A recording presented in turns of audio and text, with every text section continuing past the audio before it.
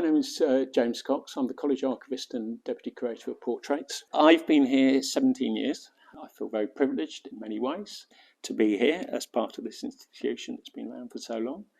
The College Archives cover records from approximately end of the 13th century to the present day. There's approximately between 750,000 and 1 million pieces of paper. That is an estimate. And it ranges from 13th century title deeds to administrative records in the present day. There are photographs. The earliest photograph we have is around about 1856, which is unsurprisingly Boat Club crew. We have a range of photographs from then to the present day, although the interwar years, so 1914 to 1939, there are quite a lot of gaps which I'd love to fill in at some stage.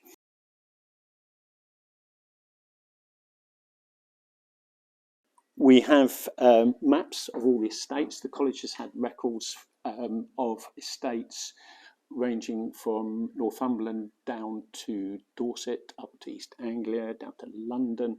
We've had estates everywhere. We've got some beautiful maps which are on parchment and lovely paper of our estates. The records are primarily kept from a legal, administrative and historical point of view. It's to show any decision making that the college did. We can prove every college council a decision back to around about 1560. We have administrative records of the college, so we have all sorts of material on our port and wine collections, for example. We can prove every student back to 1560 as well. This was primarily due to John Keyes' efforts to make sure we have a proper record of the college. So any student here, if they're not in the matriculation books, they're not a member of the college. There's an awful lot of material, and it is also the historical side, because I think it's very important that we record the students' lives and the fellows' lives and the fellows' experiences here, and also the staff, because without staff, the college would not function. I particularly like certain things. One of my favourites is the Gondon Keyes estate book. Now, this is absolutely a fantastic record of all the college's property, but it also had hand-drawn maps of all the property that we owned, and occasionally very early photographs. But we also have very, very exquisite drawings, show the extent of our property, the land holdings. I don't know who did these drawings, but it would be fascinating to know. That is one of the things with archives, is that you never actually get the full story. You're very lucky if you do. One of my other favourites is this, and I rather like it. It's a boat club menu, but it was given to the college by one of the old contemptibles, which means it was one of the first soldiers who went over to France in the First World War.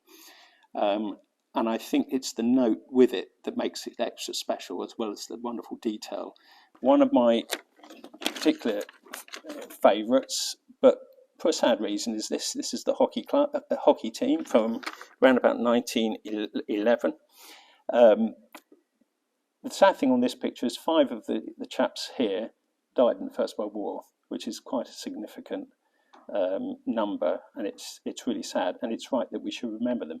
The cost to the college in the First World War was huge. We have the War Memorial in chapel, and it lists all the names, and I believe that we lost something like 20% of the intake, and we should remember them. And then we also have the memories of those who died in the Second World War. It's lovely to show, especially current members of the college, that they're part of something that has been around for so long. I tend to try and show them a variety of materials. So we look at the early charters, the foundation charters. We would look at early coats of arms, and we would look at publications. We would look at quirky things, and we would look at mundane but still interesting things that are important as part of the college.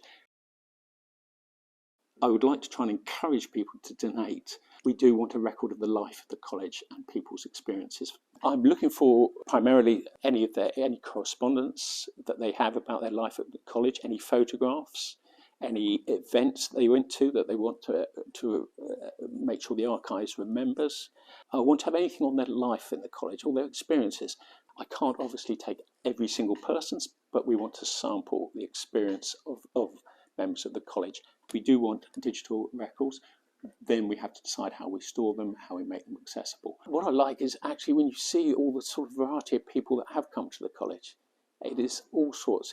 Yes, in the early days, they had to be supported, or they came here and they worked while they were being a student. And we can often find people come from all around the country, and the tantalising stories that they can tell us when you look at matriculation books. And when you think you've got that continuity from someone who came here in 1560, and we've still got people coming here in 2022. And I think that's fascinating. And one of the things that the college has got, which I think is unique, but I'm more than happy to be corrected, is the biographical history of Gomberton Quays College. And that records all the names of the students in a book format. And if the college has stayed in contact with the student and the student has stayed in contact with the college, we can often have a view of their whole lives. And it's nice that we have a record of all the people, or most of the people who've been here. People are very welcome to visit the archives. You need to make an appointment with me. The address is on the website.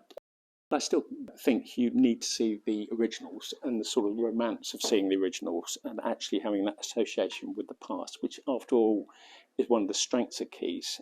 We've been around for 674 years, give or take a month or two, which is a great deal of time.